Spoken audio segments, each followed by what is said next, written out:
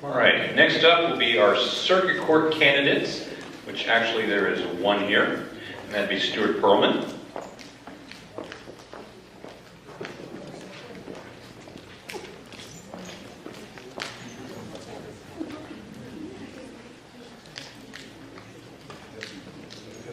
You can choose whichever seat you like.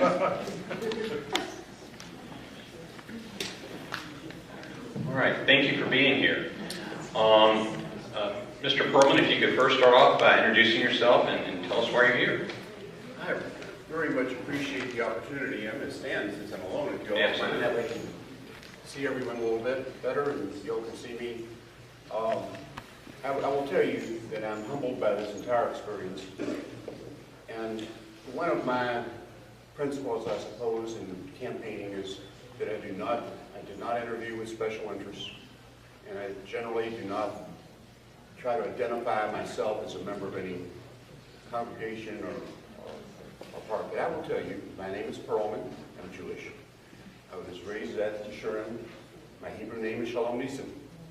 I was raised during World War II by Frank and Betty Pearlman. My parents were Ivan and Eleanor, and I've been at Keneseth many times. In fact, my daughter taught here in preschool. Not taught, excuse me. She was an assistant here for years. She just finished Pearlman, and she's now working at Audubon Hospital as a transitional care nurse. I think that individual lawyers should want to be a judge, not because they want the role, not because they want the prestige or the power, but because we want to contribute. So, if I'm pronouncing it correctly, it's alone. For my part, I'm not affiliated with any synagogue. Some people would say, if I'm asked, are you Jewish? Sometimes I'll pause and I'll say, no, I'm not what you might consider to be Jewish, but I consider myself an ancient Jew.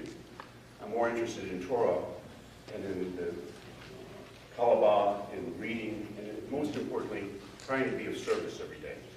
That's what I consider the most important core of Judaism. I say that as background. I also ask you, because I'm Jewish, do not endorse me. Don't look at that. But it would be unfair for me to take advantage of it by the same token.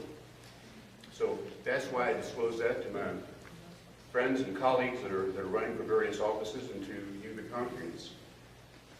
I'm running for one reason. I'm 71 years old. I don't need the job. When I was younger, I wanted to be a judge. I'm running only because I see a tremendous backlog of cases throughout the circuit court, most of the divisions, but particularly in Division 1, which I'm told has thousands of cases backed up, overdue. I'm willing to take that on as a responsibility, to try to unpack that logjam and do it in a way that preserves the rights and interests of all the litigants. If you have cases that aren't called for years, that's justice denied, and you can't have that. The only other thing is that I will pledge to you that I will treat everyone that comes into my court with absolute respect. I think I have a reputation for fairness and trying to be reasonable and of decency. So if I can just close with this one bit, I brought some cards. They have my website on it, and that gives my background. I only ask that anyone that gets this card look at both my website and my opponent's, but give it the attention it deserves. These judgeships are extremely important to everyone that has any business with courts, and unfortunately, that's most of us. Thank you. Thank you. And I have a question for you. And that question is this. The Commonwealth Attorney has expanded access to expungement relief in certain felony cases. Do you agree with this? Why or why not? The truth is I don't really have an opinion on it. I do have a general opinion.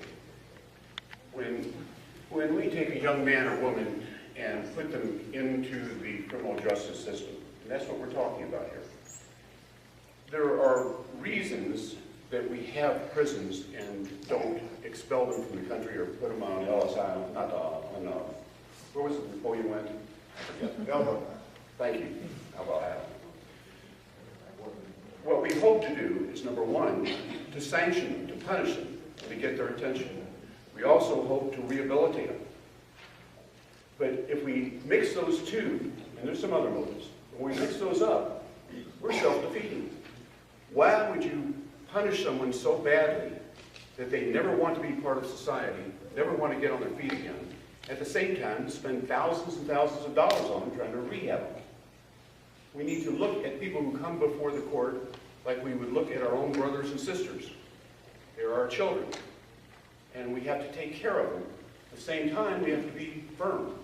We have to impose the law, and they have to come to understand it. But generally speaking, I think that expungement is a fine idea. I think that it's not always applicable, but I think the bigger picture is that we need to treat these men and women who come out of our prison system or parole or whatever it is with respect and try to give them a hand up again, give them another chance, and if they fall down, then we have to put them through the same process and look at it as being a hand up. And I'll tell you, if you look on that website, I have great personal experience with this.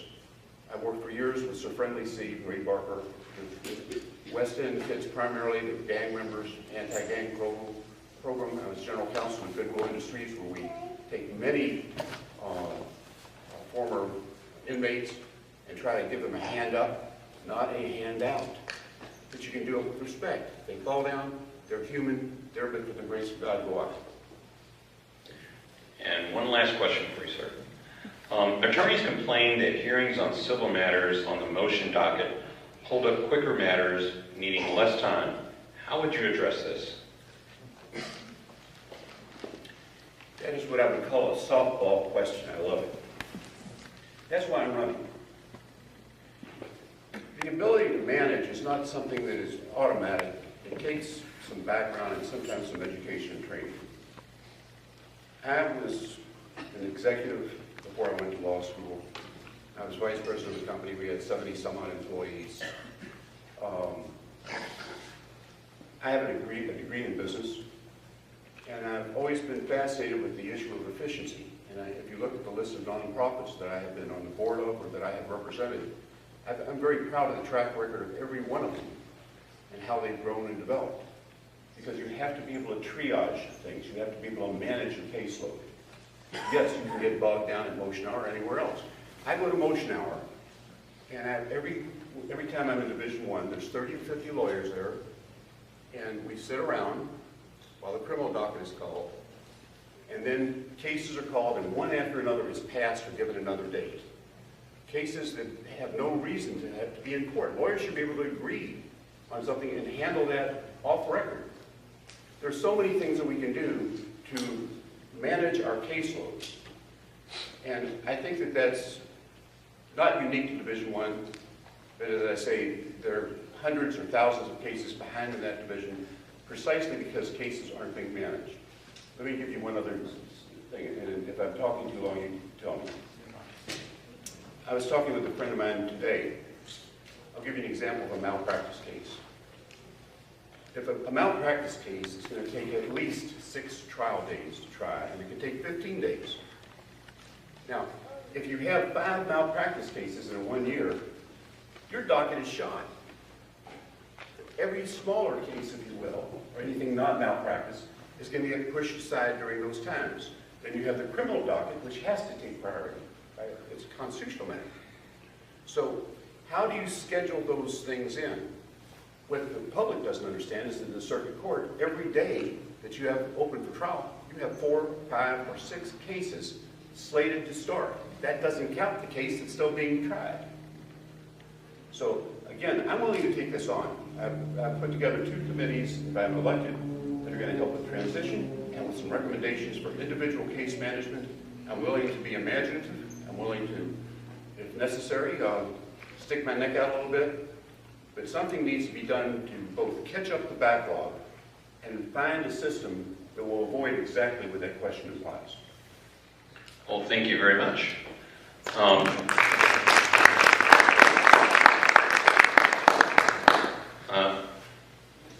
That'll be your last question, and this is Stuart Pearlman, Circuit Court Judge candidate.